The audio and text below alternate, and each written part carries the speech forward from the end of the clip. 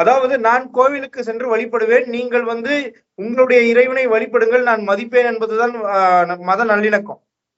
நீங்க கும்பிடும் போது நான் வந்து இடையூறு பண்ணுவேன் அப்படின்னா மத நல்லிணக்கம் எல்லாம் கிடையாது.